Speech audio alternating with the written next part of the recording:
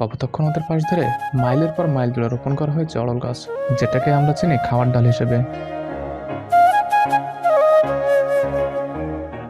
কিন্তু আজ সেই সাধারণ গাছেই ফুটে উঠেছে অসাধারণ সৌন্দর্যের ফুল।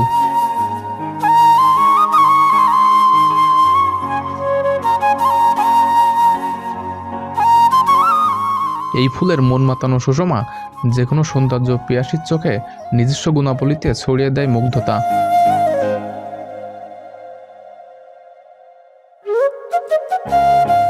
সাতক্ষীরার তালা উপজেলার জালালপুর গ্রামের স্থানীয় মানুষের কাছে এটি অড়ল বাগান নামেই পরিচিতি। নদের হাওয়ায় দুলছে ফুল, সবুজের মাঝে মিশে আছে প্রকৃতির নিরাভাসী। এই দৃশ্য প্রকৃতিপ্রেমীদের মুগ্ধ করে তুলছে বারবার।